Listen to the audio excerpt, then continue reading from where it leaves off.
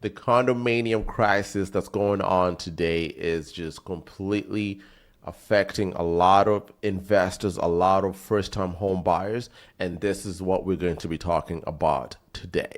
So typically condominiums would have a condo fee, and this fee would cover things such as the amenities, the maintenance, the common elements, as well as sometimes to cover things like water, hydro, heat, and cable in some instances. And for some, it covers all these things. It would have a higher maintenance fee. So you want to look into this because some condominiums would have a high maintenance fee and it's not covering anything. This is when the conversations of assessment fee that you have to look into as well. Make sure that the condo has enough reserve funds. So this is a conversation maybe for another time, but this is some of the things that really do affect the value of a condominium that you're about to purchase, whether it's a condominium apartment or a condominium townhouse.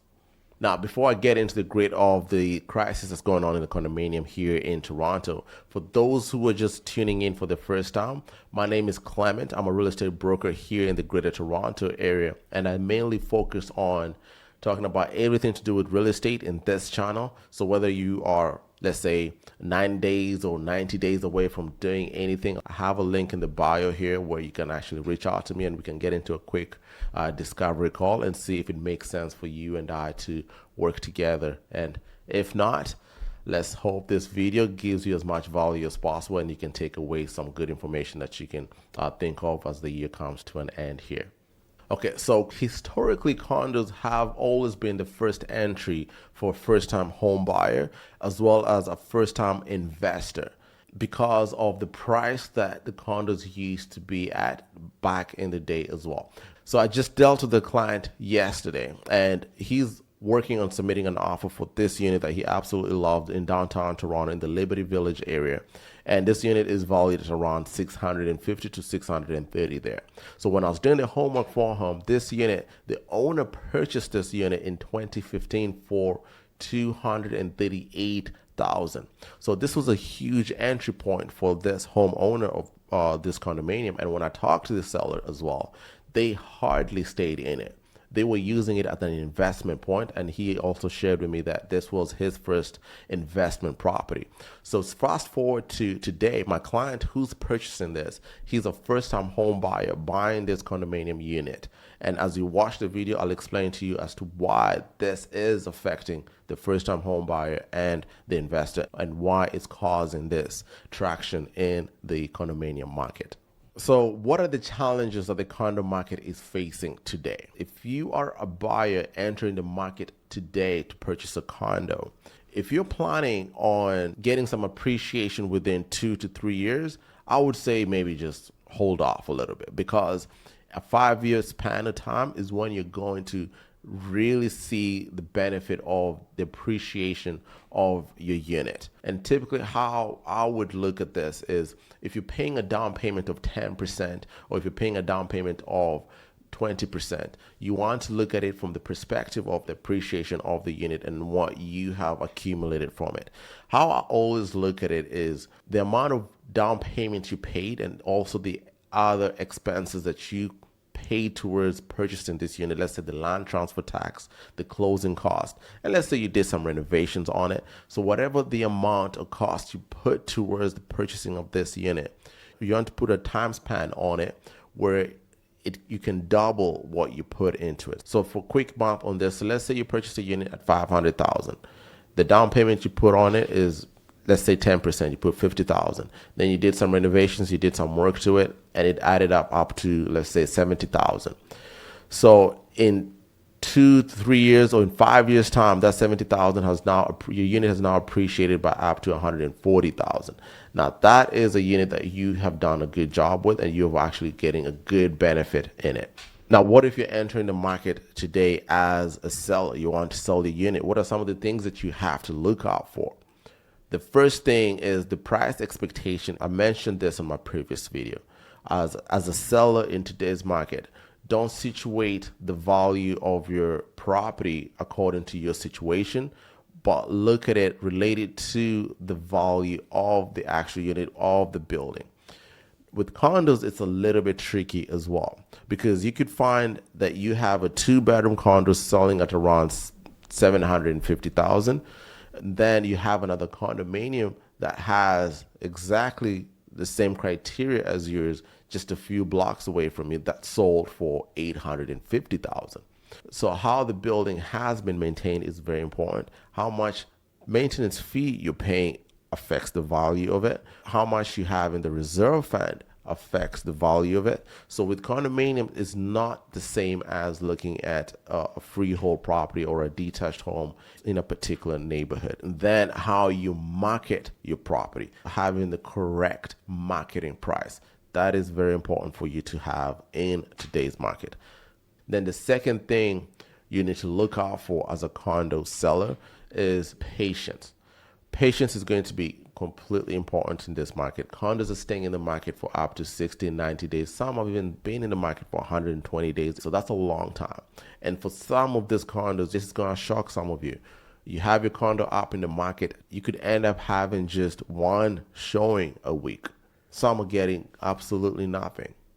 And I'll get into why this is, but this is the reality of what's going on in this market. So you have to be completely patient in today's market because a lot of it is not moving, and we are in a buyer's market as well. The third thing, which I think is very important to understand as a seller, if you're in a situation where you want to buy, you want to upsize, you want to downsize, move into a detached or into a freehold property, I would advise to first get an offer that you want that would influence on the purchasing side, particularly if you're dependent on the sale of your unit to get the down payment, to get the rest of the funds to fund the buying property. Make sure you have a firm offer, then you go out and find the other home that you want to purchase. So I'm going to show you some numbers regarding both the interest rate as well as the current purchasing price, the current average price for condos. So you can see this here for insured rate, purchase price under $1 million. Insured rate meaning you're paying less than 20%. The fixed rate is coming in at 3-year fix is 4.59%. A 2-year fix is 5.19%. And if you're 5-year variable, you're sitting at 5.65%. These are numbers as of today. Then as well as an insured rate. So an insured rate, which you're paying over 20% for purchases price above $1 million.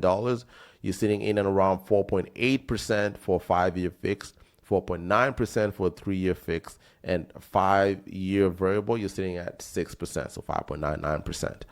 So those are today's rates. So I just did some numbers here, and I want us to go through it together to see the numbers on how this really affects the market today. So let's take the current average price of a condo today in Toronto. It is around $748,000. So I just took an actual live deal that I was dealing with. So it's $730,000 for a purchase price.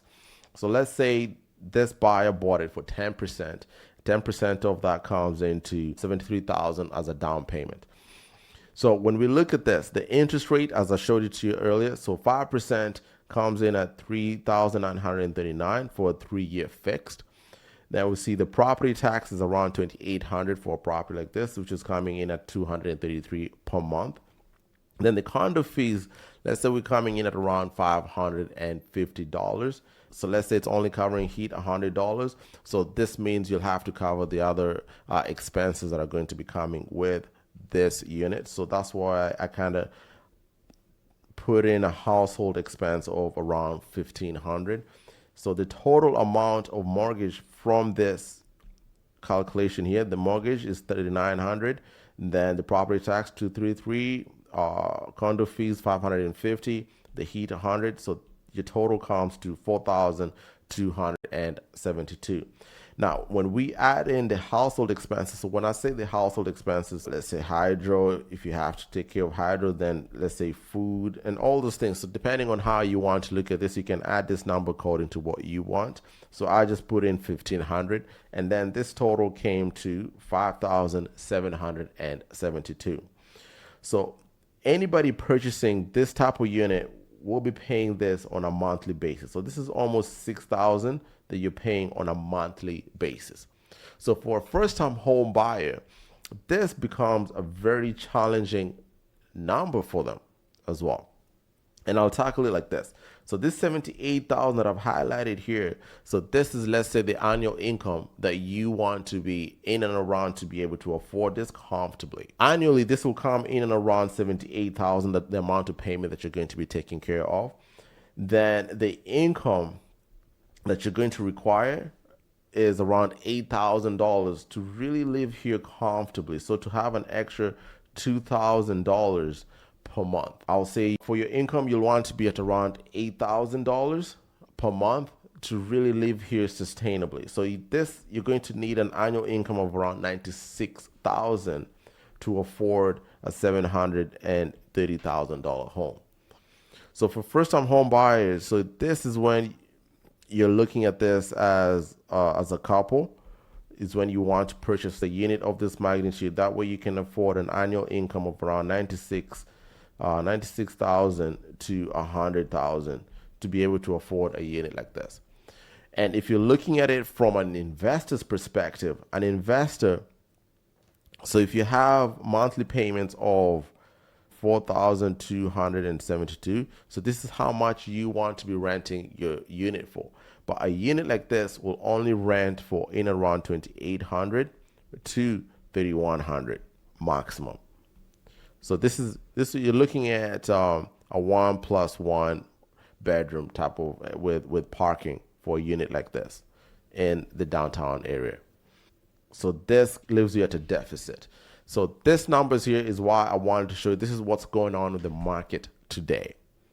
So you can see with this numbers, they eliminated a number of first-time home buyers. They eliminated a lot of investors.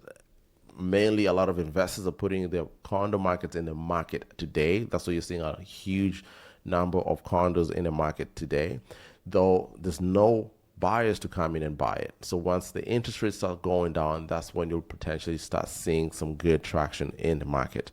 Not unless you're putting a huge down payment. I do have some clients who are buying full cash on the condos. So those are the people who are really, really taking advantage of today's market. But not unless you're putting a huge down payment, let's say 30%, those monthly payments are going to be completely significant. And this is why you're seeing this slow movement in the condo market as well. So there can be the option of Airbnb, but with the numbers that I just showed you, you're almost breaking even with a lot of Airbnb. And there's also a lot of vacancies with Airbnb as well too. And there's maintenance fee that you have to be paying the people who are going into the Airbnb unit as well. So the condo market is in this very tricky space at the moment that only a certain type of people can take advantage of this. And let's look at this. So when you look at the positive side of the condo market today, only the people who are ready, meaning they're good to go with the down payment, they can afford the monthly payment that they're getting, only those type of buyers are the ones who are taking advantage of today's market, because you're buying this unit at the lowest price point today. And as I mentioned earlier in the video, if you're coming into the market today with the anticipation of holding on to this property for at least 5 years, this is the best condo market for you, because you're buying when nobody else is purchasing as well. Then the other thing is you can negotiate on a lot of these units that you're going to look at. With all this, the best thing that you also want to do is take action.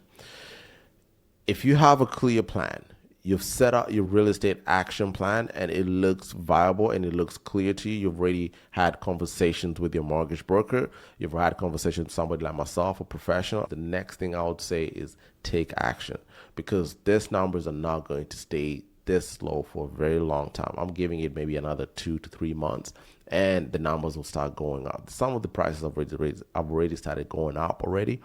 So you really want to take action and take advantage of the current state of the market. So I'll leave this with you guys. Until next time, see you in the next video. Thank you. Bye.